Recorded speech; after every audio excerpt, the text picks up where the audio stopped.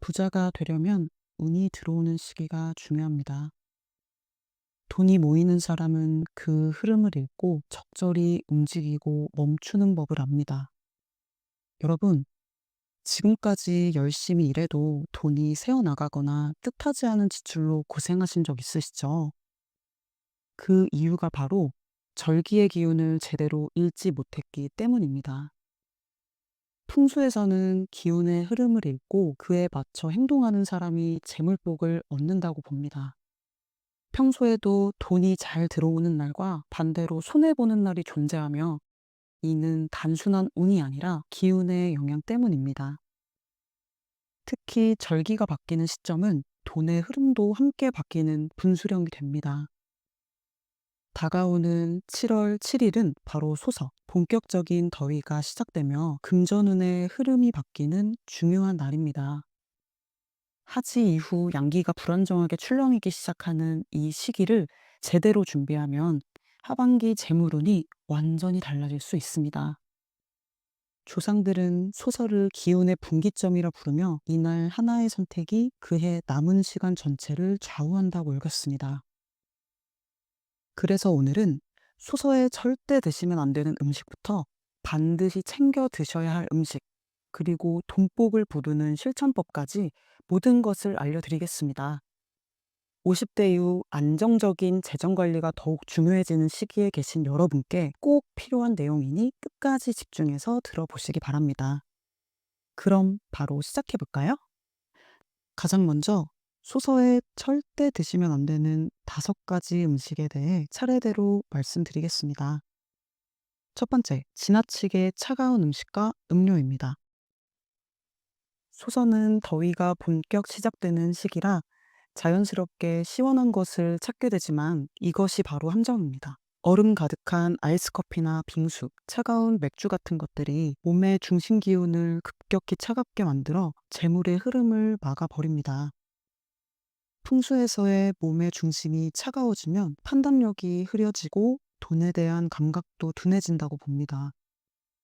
특히 나이가 들수록 체온 조절 능력이 떨어지는데, 갑작스러운 찬 음식은 기운의 균형을 깨트려 투자나 중요한 재정 결정에서 실수를 하게 만듭니다.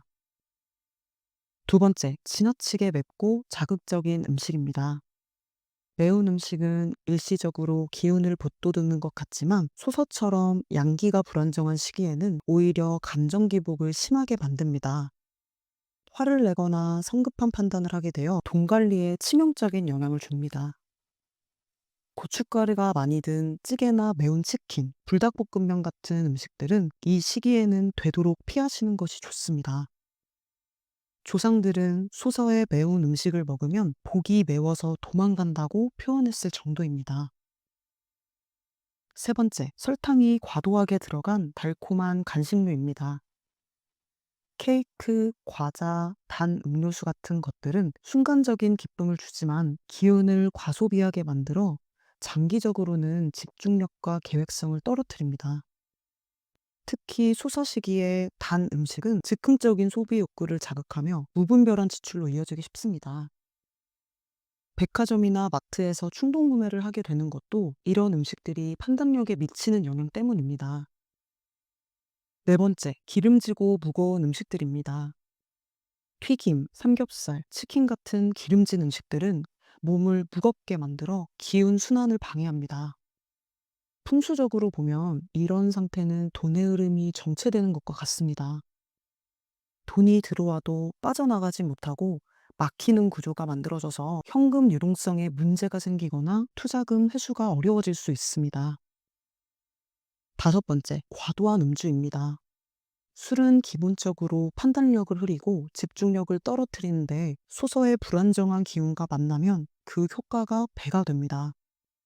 특히 소주나 맥주를 과하게 마시면 양기를 약화시켜 기회가 와도 제대로 잡지 못하게 됩니다. 중요한 계약이나 투자 상담이 있는 분이라면 소서 전후로는 금주하시는 것이 좋습니다. 이제부터는 소서에 반드시 드셔야 할 5가지 음식들에 대해 차례대로 알려드리겠습니다. 첫 번째, 보리밥입니다. 보리는 땅의 깊은 기운을 담고 있는 곡물로 소서처럼 기운이 흔들리는 시기에 중심을 잡아주는 역할을 합니다. 조상들은 보리밥을 먹으면 뿌리 깊은 재물을 얻는다고 하여 특히 소서에 즐겨 드셨습니다. 보리는 소화도 잘 되고 몸을 적당히 차게 해주어 더위도 식혀주면서 동시에 기운은 안정시켜 줍니다. 흰쌀밥에 보리를 섞어 드시거나 보리차를 우려 마시는 것도 좋은 방법입니다. 두 번째, 열무김치입니다. 열무김치의 시원하고 아삭한 맛은 단순한 입맛 정리가 아니라 묵은 기운을 씻어내고 새로운 기운을 받아들이는 상징적 의미가 있습니다. 특히 상반기 동안 쌓인 나쁜 기운이나 재정적 스트레스를 정리하고 하반기를 새롭게 시작하는 마음가짐을 만들어줍니다. 열무김치를 보리밥과 함께 드시면 소화도 잘 되고 몸의 기운도 깔끔하게 정돈됩니다. 세 번째, 삼계탕이나 닭백숙입니다. 더운 날씨에 뜨거운 음식을 먹는다는 것이 이상하게 느껴질 수 있지만 이는 이열치열의 지혜입니다. 닭고기는 풍수에서 부지런함과 성실함의 상징으로 여겨지며 백숙이나 삼계탕으로 만들어 먹으면 체력을 보충하면서 동시에 복을 담는 그릇을 키우는 효과가 있습니다. 특히 인삼, 대추, 마늘 등이 들어간 삼계탕은 소서의 불안정한 기운을 안정시키고 면역력을 높여 하반기를 건강하게 보낼 수 있게 해줍니다. 네 번째, 제철 과일인 수박과 참외입니다. 이 과일들은 단순히 더위를 식혀주는 것이 아니라 기쁨과 풍요의 상징입니다. 수박의 동그란 모양과 달콤한 맛은 재물이 가득 찬다는 의미로 해석이 되며 가족이나 이웃과 나누어 먹는 행위는 복과 재물을 흐르게 한다는 상징적 의미도 담고 있습니다. 참외 역시 시원하고 상큼한 기운으로 여름철 지친 몸과 마음을 달래주면서 새로운 시작을 돕는 과일로 여겨집니다. 다섯 번째, 오이냉국과 미역국 같은 시원한 국물 요리입니다. 오이는 몸에 열을 내려주면서도 기운을 차단하지 않는 특별한 성질이 있어서 소서에 적합한 식재료입니다. 미역국은 바다의 기운을 담고 있어 넓고 깊은 마음가짐을 만들어주며 이는 재물을 다루는 데 있어서도 긍정적인 영향을 미칩니다. 국물이 있는 음식은 기본적으로 기운의 순환을 도와주므로 소서처럼 기운이 정체되기 쉬운 시기에 특히 도움이 됩니다. 마지막으로 소서에 실천해야 할 6가지 구체적인 행동들에 대해 차례대로 알려드리겠습니다. 첫 번째, 소서 당일 아침에 동쪽 하늘을 바라보며 감사 인사를 드리는 것입니다. 소서의 해는 여전히 강한 양기를 품고 있지만 이제 서서히 기울기 시작하는 전환점에 있습니다. 이때 동쪽을 향해 올 한 해 주신 복에 감사드리며 하반기에도 좋은 기운이 계속되기를 바랍니다. 라고 마음속으로 기도해 보세요. 이는 단순한 인사가 아니라 복의 흐름을 내 쪽으로 계속 이어가겠다는 의지의 표현입니다. 두 번째, 집안 청소입니다. 특히 현관과 안방, 부엌의 기운을 정리해야 합니다.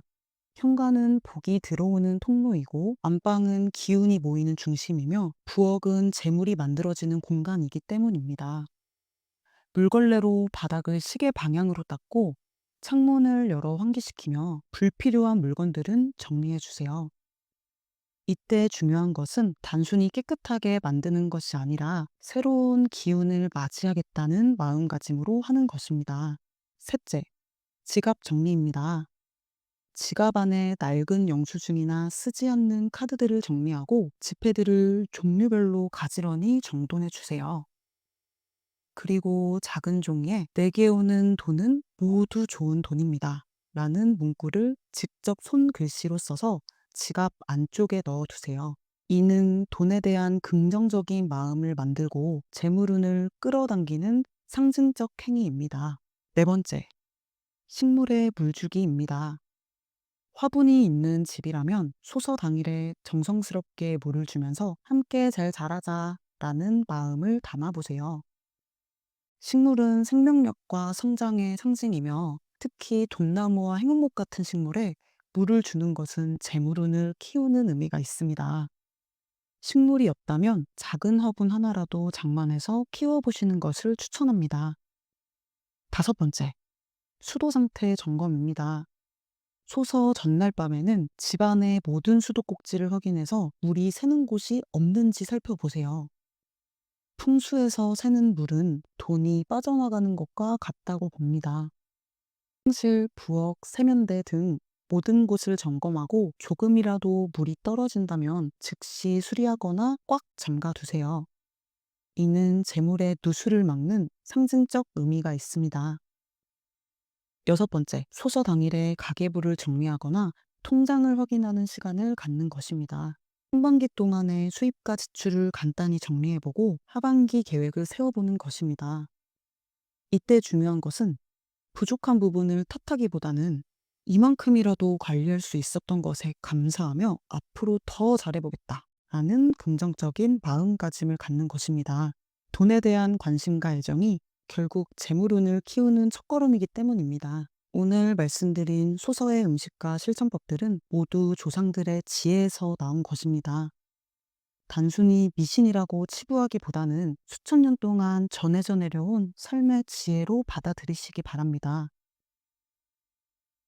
7월 7일 소서는 그냥 지나가는 하루가 아닙니다. 하반기 재물운의 방향을 정하는 중요한 분기점입니다.